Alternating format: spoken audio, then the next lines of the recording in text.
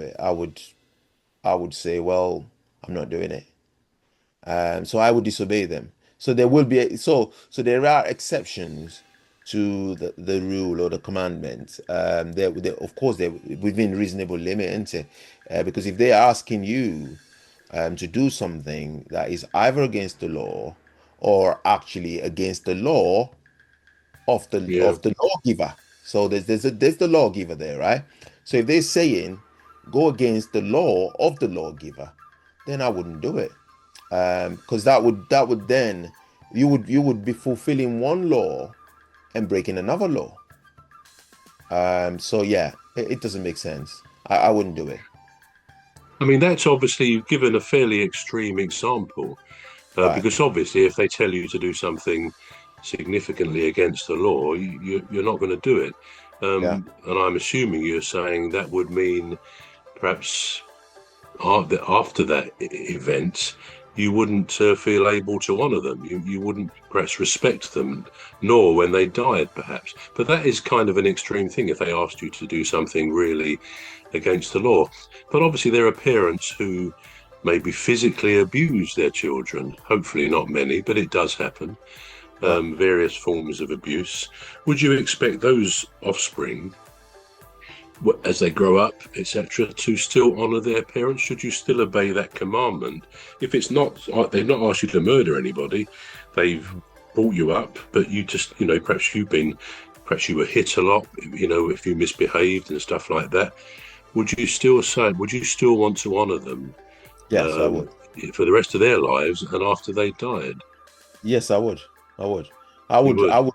Yeah, I would just not do what is. I mean, all right. So I've used an extreme example to say because that's extreme actually. So let's use a less Yeah. extreme instance. So if they've asked me to do something that is even morally wrong, so we're not talking about breaking a law, right? We're not talking about committing an atrocity. I'm saying something that is morally wrong, which morals is down to individuals, isn't it? So some people might think, well, this isn't morally wrong for me.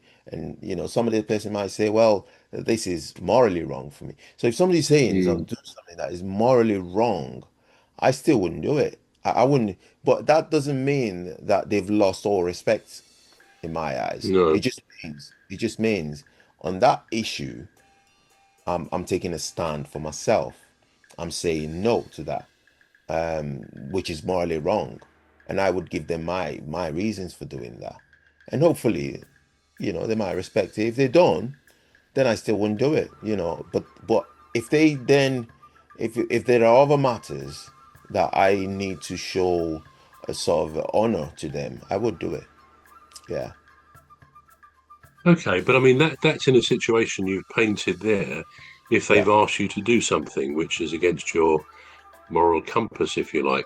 But if yeah, just in the ordinary events of life you look back on your childhood, as a lot of yeah. people do, and they say, yeah, my parents were very hard on me, more than it was just the thing at the time, because different generations have different standards, I guess.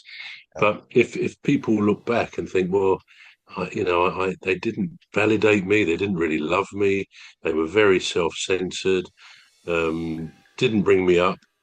And hopefully, most people don't feel like that. But if it was more like that, more almost normality for some people who've grown up in difficult environments, would that make a difference? Would you still honour them in your thoughts about them and things you might say about them after they've died?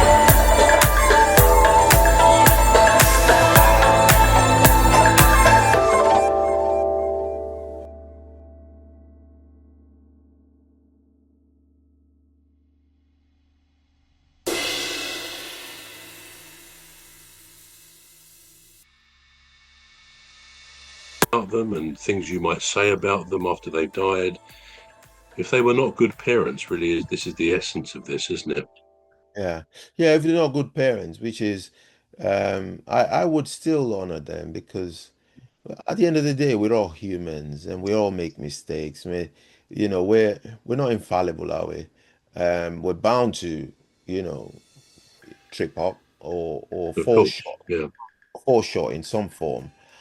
So yeah, I wouldn't write them off. I would still respect them. I would still show them love.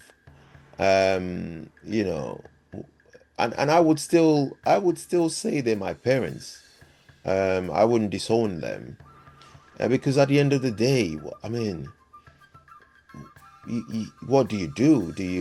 You know, you can't shape somebody else's life. You can't change No. somebody else's life unless they want to change. So, you know, you just have to accept them and just hope for the best. And if they still don't change, I mean, obviously, say for instance, if they, you know, you, I wouldn't be that proud of them. You know, it's like if you had a father who's been there and done everything for you and looked after you and tried to live a good life, you'd be proud of them. You would say, "Oh, that's my dad," and people would say, "Oh, yeah, is that your dad?" So I wouldn't be proud of them in that sense, No. and they probably would understand why. But I wouldn't put them down. I wouldn't talk down to them or disrespect them in any form. I would still try to to view them as humans, and you know who's made wrong choices in life. You know, so that's how I would Fair view enough. them. Yeah, fair enough. There's one more on these, and then we'll move on to our next bit. But Right, again, a hypothetical, theoretical thing. If you had the chance to go back in time right, to the time of just say mid late 30s, 1930s, right, to the time in Germany where Hitler was gaining power. right. But it's a one-way journey. If you could go back in time, you can't come back again. Would you go, if you could do it, would you go back to that time and kill him? Again, it Oh, that's touches on the commandments, but would you kill him and in so doing save 6 million Jews and possibly 4 to 5 million gypsies, homosexuals, and others, physically, mentally challenged people who Hitler said were had to go? Would you mm. kill him, even though you couldn't get back here, and you know what the penalty could be for taking someone's life? At that time, they wouldn't have known.